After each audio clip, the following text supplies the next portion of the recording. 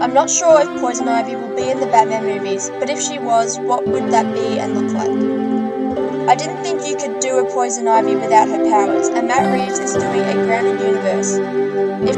If she was in a movie, how would she not have her powers? So after watching one of Bobatalks' videos, he gave points on how she would work.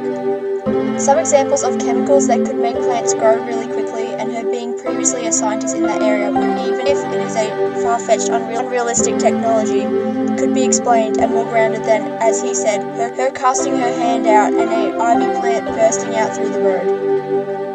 And I can picture that. Her carrying around vials of that stuff ready to tip on a plant, to make it accelerate its growth, and maybe she could have different strengths in each, to either make it grow giant within an instant or gradually, and maybe even to a certain size. I also think she would use a green lipstick that is poisonous to others but not her. This can be the poisonous kiss that she usually gives in comics and other movies.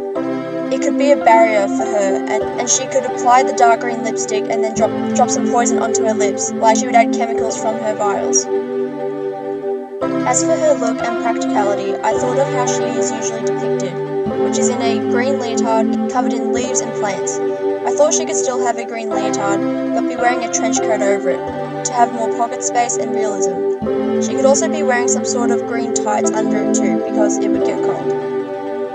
Another thing could be the thigh-high boots, sort of like a leather boot, a bigger version of what gardeners would wear, and green gloves to also protect her and continue with the green theme.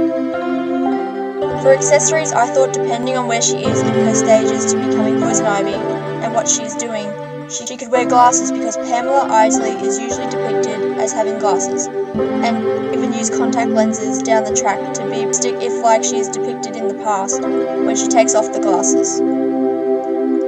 This could also be a similarity between her and Riddler if she was in the second movie, but I doubt she is, and may not even be adapted that way, because Harleen had glasses as well, and so does Jonathan Crane on occasion. Must just make the evil scientist look smarter.